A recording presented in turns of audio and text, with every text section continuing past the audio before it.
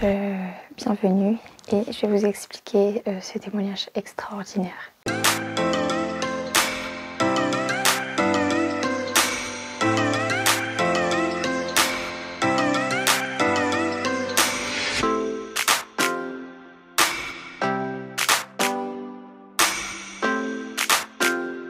Donc je vais vous expliquer mon témoignage de façon chronologique. Donc peut-être qu'au début vous n'allez rien comprendre, mais tout ce que je vais vous raconter vont aboutir au thème de cette vidéo du coup. Donc ce qu'il faut savoir, c'est que la nuit du 11 octobre au 12 octobre, mon bébé Emila s'est réveillée vers 3h45 du matin en disant « Maman, câlin, maman, câlin ». Et j'avais la flemme, je lui ai dit fais un câlin à ton doudou ou quoi, mais elle insistait, donc je me suis dit bon ok, je vais venir. Sachant que toute la semaine, elle s'était levée pareil vers les 4h du matin, 4h30, pour à chaque fois demander un câlin. Mais là c'était vraiment particulier. Donc je vais la chercher. Donc à la base, j'étais dans le salon en bas, parce que je me suis couchée à 3h du matin, parce que j'avais vraiment un projet sur lequel je travaillais. Et donc j'ai dormi de 3h à 3h45, je suis montée, je suis allée chercher Mila, donc on a été dans ma chambre. Je l'ai amenée avec moi et généralement chaque fois qu'elle se lève, elle me demande à boire, des gâteaux ou quoi, donc j'avais déjà anticipé, j'avais ramené ses chips de maïs là, ses gâteaux de maïs et sa boisson. Et on était assises dans mon lit et mon mari pareil, il dormait en bas parce qu'il s'était endormi tard aussi.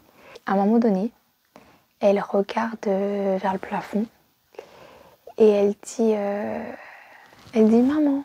Au début je me suis dit ouais, elle doit parler de mes vêtements dans l'armoire. Je dis oui c'est à maman, je prête pas vraiment attention. Mais elle insiste en montrant du doigt comme ça le plafond, elle dit maman. Et je commence un petit peu à paniquer en me disant mais qu'est-ce qu'elle raconte. Et là elle tend ses bras, elle fait maman câlin. Et moi à chaque fois qu'elle disait maman, je lui disais mais je suis là, fais-moi un câlin, je suis là. C'est comme si elle me calculait pas en fait. Elle regardait comme ça dans le plafond. Elle faisait maman câlin. Et à un moment donné, elle prend le gâteau de maïs là et elle dit tiens, chips. Et là, j'ai commencé vraiment à bader parce que c'est comme si, en fait, à ce moment-là, elle me voyait pas. Elle prêtait pas du tout attention à moi. C'est-à-dire qu'à un moment donné, j'ai voulu la prendre et elle m'a repoussée pour parler à moi, mais version dans le ciel. Donc je sais pas si c'était une vision de moi morte, qu'elle me voyait dans le ciel, j'ai aucune idée. Mais j'ai paniqué parce que ça m'a fait trop bizarre en fait, je comprenais pas. Et donc du coup je me suis mise à prier en langue. J'ai intercédé et à ce moment-là mon mari m'a entendu. Et il avait la flemme de monter et il m'a dit, c'est l'esprit qui m'a dit monte maintenant et il va prier. Donc il nous a rejoints pour prier ensemble. Et donc à un moment donné on s'est dit bah, c'est bon, on a terminé de prier, on va dormir. Et Mila elle dit encore, prie. Donc là on continue de prier, on se dit bon allez maintenant on va dodo. Elle dit encore, prie en langue. Et j'étais choquée parce que elle connaît pas le mot prie en langue et je venais juste de le dire avant à mon mari on prie en langue. C'est comme si elle avait enregistré direct et donc du coup elle dit ça. Et mon mari était fatigué, il devait se lever à 6h à la base. Et je lui dis ouais mais je pense que si elle dit ça c'est qu'il y a une raison. Donc on continue de prier en langue. Je sais pas combien de temps on a prié. Mais au bout d'un moment, voilà, on s'est endormi. Et le matin, pareil, des trucs que je fais jamais. Je l'ai trouvé particulièrement bizarre cette semaine. Et du coup, j'avais décidé de lui faire une onction d'huile, une huile que j'avais achetée à Jérusalem. Je vais vous montrer, hein, je l'ai. C'est ça. Donc je voulais la oindre d'huile. Et donc je l'ai oint d'huile et j'en ai mis aussi sur mon front. Mais vraiment, c'est un truc vraiment, je vous dis, je fais jamais. Et on sait prier, danser, chanter, on le fait tous les jours, donc voilà. Mais j'avais vraiment à cœur de le faire avec mon talit de prière, parce que vu que je pensais à ce qui se passait en Israël et tout ça, je me suis dit, tiens, vu que je sais que mon talit il a été oint pour mon don de la danse, etc., j'avais envie de prier avec. Et Emila voulait m'imiter, donc elle l'a mis sur elle.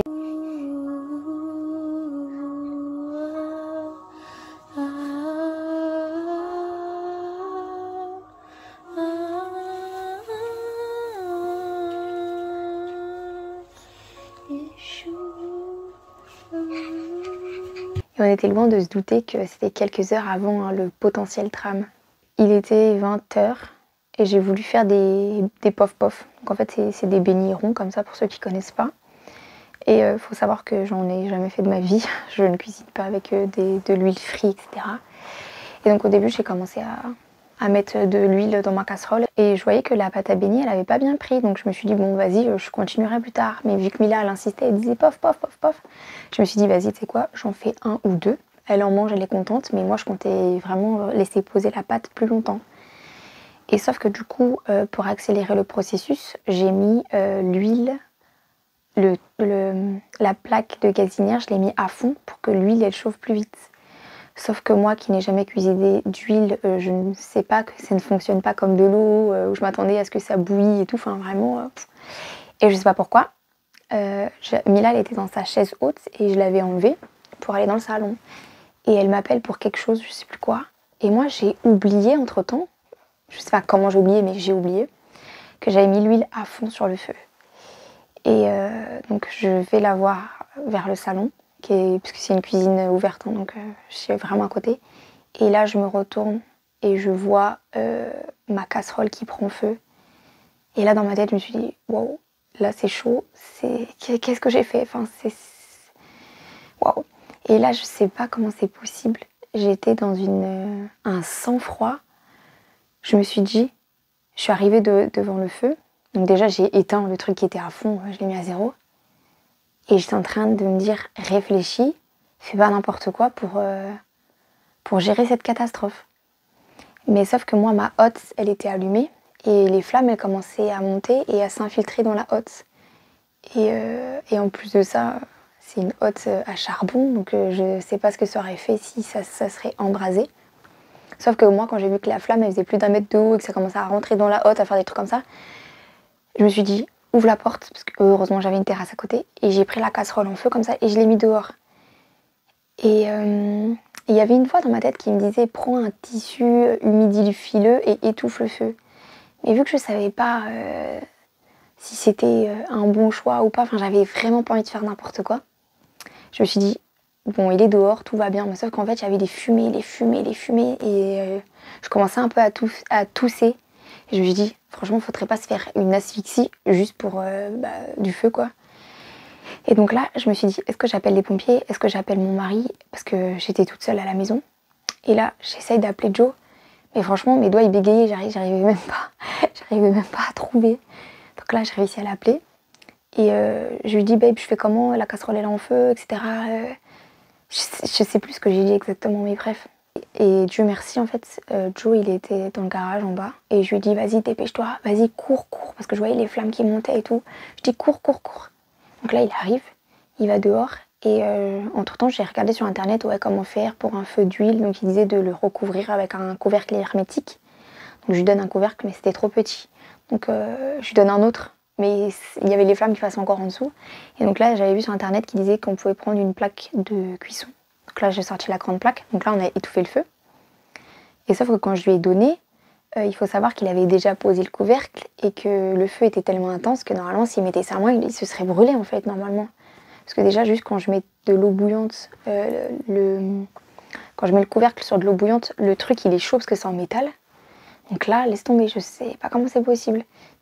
Personne s'est brûlé. Et donc je décide quand même, on décide d'appeler les pompiers. J'ai jamais appelé les pompiers de ma vie. Donc là, je tombe sur les pompiers du Val d'Oise. Et je leur dis, oui, bonjour, je voudrais juste savoir comment on fait pour éteindre un feu d'huile sur une casserole. Ils me disent, c'est ce qui se produit là actuellement. Je dis, oui, oui. Et ils me disent, et je leur dis, ouais, on a déjà mis un couvercle et tout. Donc ils me disent, ouais, c'est très bien, mais je peux pas vous dire au téléphone la procédure pour éteindre totalement le feu parce que j'ai pas envie que vous vous brouilliez, surtout que vous êtes au téléphone. Enfin voilà, ça va être compliqué. Donc on envoie une équipe. Donc, ils avaient déjà les coordonnées. Enfin, ils me disent, ouais, vous habitez telle adresse et tout. Je dis, oui, oui. Donc voilà, mais tu sais, entre-temps, j'ai oublié de dire que j'avais mon bébé de 2 ans qui était avec moi. Enfin bref, voilà quoi. Et je pense que je réalisais pas. Donc quand mon mari est arrivé, je lui ai dit, vas-y, mets Mila avec toi dehors, allez vous promener parce que je veux pas qu'elle inhale. Et moi j'ai dit, ouais, j'irai à la fenêtre respirer de l'air ou quoi. Mais au final, je crois que j'ai pas capté vraiment que c'était un incendie. Et moi je suis restée dans le salon, j'étais en train de continuer à ranger alors que j'étais en train inhaler la fumée et tout. Et là donc les pompiers ils sonnent et j'ouvre la porte et là quand je les vois arriver, c'est là en fait que je réalise, parce qu'en fait je me dis ah ouais, ils sont en tenue de feu, ils avaient les casques, les grosses combis et tout. Et c'est là où je réalise que ah ouais en fait ils viennent vraiment pour un feu. Et moi je leur dis ah ne vous inquiétez pas, le feu il est déjà éteint et tout. Alors qu'en fait non, ils ont soulevé le couvercle, c'était pas éteint. Et donc ils m'ont demandé mais on était combien dans l'appartement et tout. Et je leur dis on était 3. Et il regarde et il fait bah ils sont où les autres? Et il pensait qu'ils étaient montés à l'étage. Je lui dis non ils sont partis se promener dehors et tout avec mon bébé. Et donc le pompier demande où est-ce qu'on peut voir le bébé et tout pour voir si elle va bien. Donc j'appelle mon mari mais le téléphone il était à la maison. Donc du coup je leur ai dit bah je vais le chercher. Et entre temps les pompiers m'ont juste demandé est-ce que j'ai un tissu pour qu'il l'humidifie pour étouffer le feu. Donc je leur donne ça. Donc pendant que je vais chercher Joe dehors, je vois il y avait le gros camion de pompiers avec les tuyaux et tout. Je me dis waouh, truc de dingue quand même. Et donc là on retourne, ils inspectent Mila. Enfin franchement elle a rien, enfin personne n'a rien. Moi j'avais juste envie de vomir parce que j'ai trop respiré la fumée.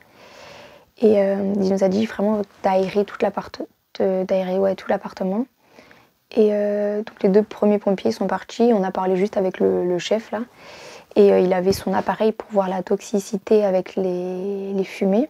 Et en fait, malgré toute la fumée qu'il y avait dans la maison, à l'étage et tout, le truc toxique était à 0. Donc c'était vraiment genre incroyable.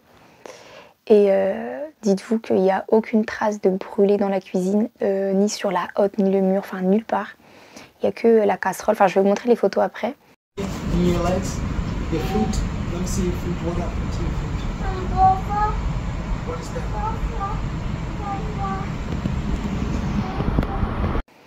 Et je vais vous montrer aussi un extrait vidéo d'une reconstitution de qu'est-ce que ça aurait fait si j'avais mis de l'eau sur l'huile.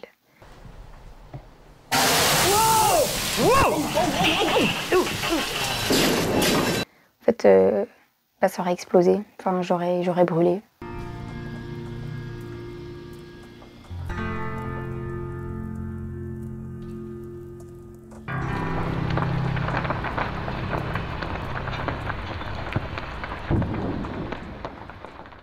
Ça se serait enflammé et je serais pas là en train de vous témoigner ça comme ça, genre en rigolant, limite comme si genre c'était rien. Alors qu'en fait, le jour même, quand j'ai réalisé que Dieu m'a sauvé la vie, j'en pleurais en fait. J'ai mis 2 jours avant de tourner cette vidéo parce que j'étais encore en état de choc. J'arrivais même pas à vous expliquer, ne serait-ce que Mila qui me voyait morte. Et je pense que c'est grâce à elle, c'est grâce à mon bébé qu'on est sauvé. Parce qu'on a intercédé en langue, je sais pas ce qu'on a dit, mais on a intercédé. Le matin même, on a intercédé, on a fait une onction d'huile de protection. Enfin, ceux qui croient pas, ils vont se dire ouais, ok. Mais ceux qui savent, mais c'est juste incroyable comment Dieu, il nous a préservé notre vie. Et aussi, si la casserole n'avait pas pris feu, moi, sans le savoir, j'aurais baissé un tout petit peu la température et j'aurais mis ma pâte ébénie dedans. Et vu que c'était trop chaud, en fait, l'huile m'aurait explosé au visage, comme une explosion, mais d'huile. Et j'aurais été brûlée au visage pareil. Donc dans tous les cas, Dieu m'a vraiment préservée d'un drame. Et le truc le plus ouf, c'est que l'après-midi même, j'avais allumé une bougie. Et j'avais passé ma main au-dessus de la flamme de la bougie. Et j'avais ma manche comme ça qui pendait. Et je m'étais dit, waouh, je suis ouf. Enfin, faudrait pas que je m'enflamme, ça serait dommage. Sans penser qu'en fait, quelques heures après, il y allait avoir le feu, quoi. Et le truc encore plus incroyable, c'est que à la base, si mon mari m'avait pas montré une vidéo de prévention qu'il ne fallait pas mettre d'eau sur l'huile, vu que juste à côté de ma casserole en feu, j'avais un saladier vide, j'allais le remplir d'eau et j'allais jeter dessus. Sauf que si j'allais jeter dessus, j'allais prendre feu.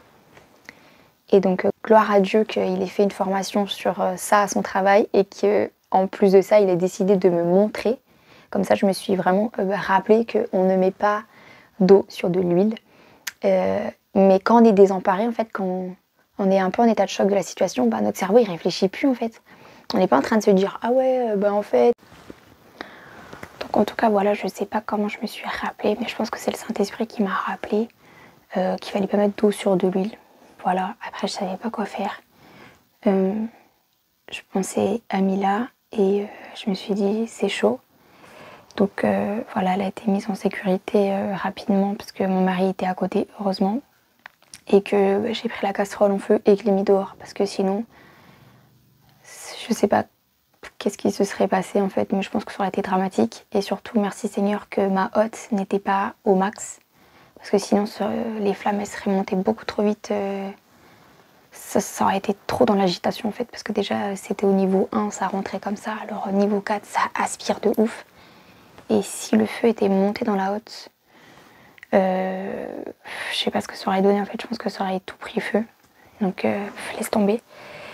Et vraiment, je me suis pas rendu compte tout de suite à quel point Dieu vraiment m'a sauvé la vie. Enfin, une fois que les pompiers sont partis et que j'ai fait un tour dehors et que je suis rentrée et que j'ai vu l'état des trucs cramés, je me suis dit mais en fait, gloire à Dieu pour ma vie, gloire à Dieu qu'on ait intercédé, parce qu'en fait si on n'avait pas autant prié, qu'est-ce qui se serait passé en fait? Est-ce que j'aurais pu avoir autant de sang-froid?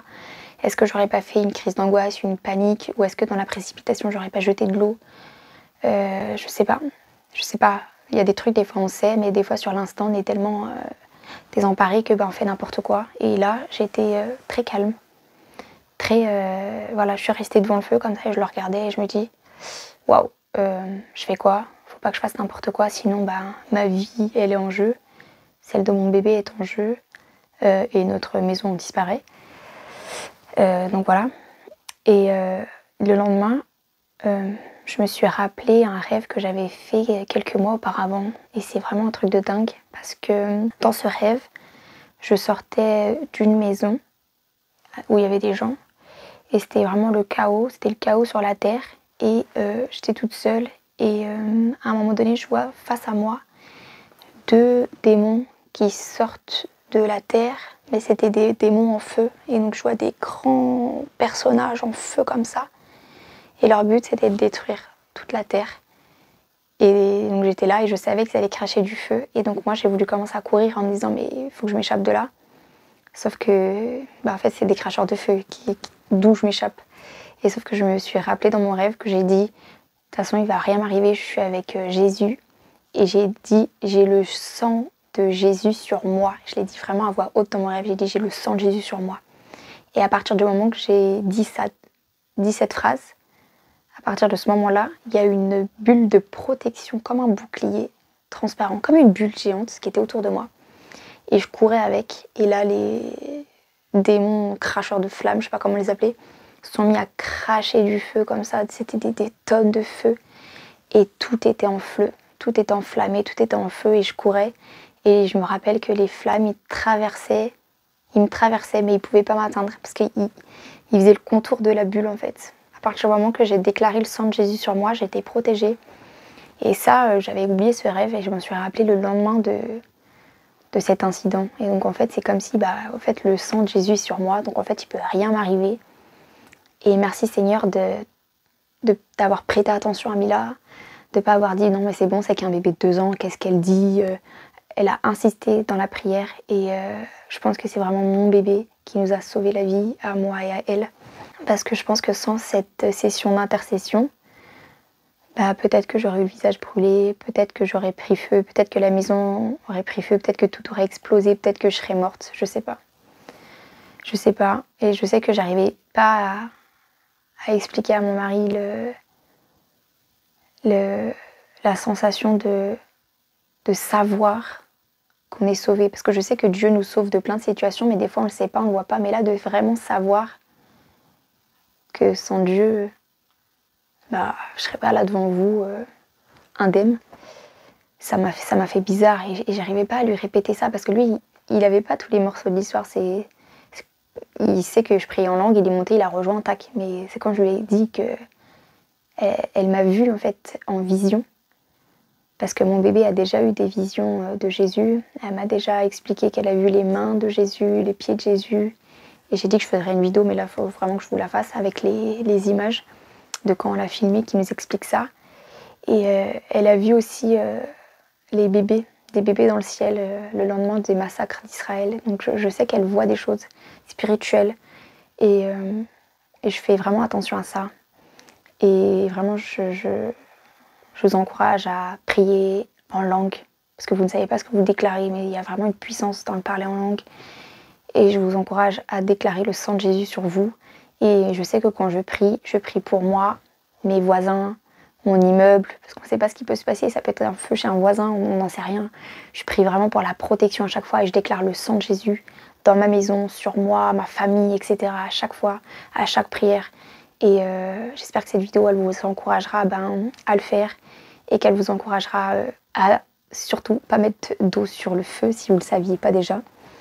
Et ma belle-sœur, elle nous a conseillé aussi d'acheter un extincteur pour chez nous et des couvertures anti-feu. Donc je pense que c'est ce qu'on fera, même si, gloire à Dieu, je ne remettrai plus le feu chez moi. J'en parle comme ça a l'air rien du tout, mais c'était juste incroyable. Et comme j'ai dit, il m'a fallu 2 jours pour m'en remettre, parce que je ne pouvais pas parler sans pleurer. Donc voilà. Je dormais, et parce qu'en ce moment, je suis en train de me familiariser avec l'écoute du Saint-Esprit. Le Saint-Esprit m'a dit, mais lève-toi, tu vois, c'est lève-toi, parce que je commençais à entendre de bruits, et notamment de prières en langue, et j'étais vraiment fatigué. Et je me suis dit, ok, je vais écouter, et je suis allé. Et quand je suis allé, Sarah, elle prie en langue, et j'ai joint au travail, on commençait à prier en langue, prier en langue, prier en langue, prier en langue, prier en langue. Et même quand on a voulu s'arrêter, Mila, elle disait encore, et encore, et encore, et encore. Donc, du coup, pendant qu'on priait en langue, moi j'avais comme une vision, en fait.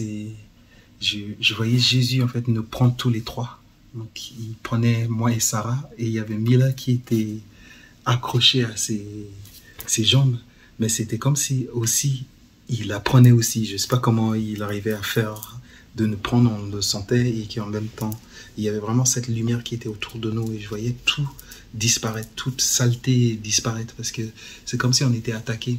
Pourquoi je dis tout ça? C'est que par moments, quand je prie, j'ai l'impression en fait que je vois de l'or. Par exemple, si je dois prier pour quelqu'un qui a besoin d'être guéri ou autre, ou n'importe quel problème, j'ai une vision où je vois comme si de l'or envahit cette personne, comme si la personne est dans comme une lac d'or, et l'or tombe depuis le ciel et englobe la personne complètement. Sauf que quand on prie en langue, j'arrivais pas je voyais ce phénomène se produire, mais c'était comme si c'était terni, comme s'il y avait de la poussière autour. Et on prie en langue, et j'avais toujours cette vision jusqu'à ce que Jésus vienne. Et ce que je vous ai dit tout à l'heure, vraiment, déjà on voit la lumière de Jésus. Je voyais c'est comme si les obscurités partaient en frère, mais il y en avait tellement. Et le fait que Jésus nous englobe là, c'est comme si tout était parti. Et du coup, moi, j'ai pas fait attention. Je me disais, waouh, c'est bizarre comme vision. Mais quand on voit ce qui s'est produit le lendemain, donc ce que Sarah vous a raconté, j'ai tout de suite compris. Après le travail, je me suis dit, je vais aller faire les courses. Et en rentrant juste dans le parking, Sarah m'appelle et tout, et elle me dit, waouh, il faut que tu cours et tout. Je me suis dit, waouh, qu'est-ce qu'elle me raconte? Elle me dit, il y a le feu et tout. Du coup, sachant qu'avant ça, j'avais déjà sorti un gros sac, j'ai commencé à tout ranger, le pack d'eau et tout ça à l'extérieur de ma voiture. Quand elle me dit ça, j'ai dû tout balancer à l'intérieur de la voiture, fermer la voiture, j'ai commencé à courir. Et j'arrivais même pas à débloquer la porte, parce que j'ai compris que c'était vraiment grave. Je savais pas exactement. Et dès que je rentre chez nous et j'ai vu le feu, c'est comme si, j'ai l'impression que le Saint-Esprit il a pris le contrôle, parce que j'avais vraiment un sang-froid. J'étais pas du tout paniqué. J'ai regardé, je savais que j'avais je pouvais rien faire. J'avais aucune solution pour éteindre le feu, mais j'avais pas peur. Et j'ai l'impression que Dieu m'a donné cette audace pour même déplacer le feu, parce qu'il fallait qu'on trouve une solution beaucoup plus loin. Donc j'ai déplacé sur la terrasse par rapport à là où Sarah avait mis avant. Et il y avait des pensées qui venaient, parce que je me disais, ok, on est dans cette galère, qu'est-ce que je peux faire? Il y a une pensée qui dit, mais pourquoi tu ne jettes pas en dehors de la maison? Mais heureusement, le Saint-Esprit me dit, mais c'est en quoi ça résout la solution? En jetant, là, ça va faire un vrai feu qu'on ne peut pas maîtriser, quoi. Et heureusement que j'ai pu le décaler d'une façon, on va dire, c'est comme si Dieu a orchestré je réfléchissais pas quand je déplaçais, mais par rapport à là où je l'ai déplacé, tout obstacle était loin.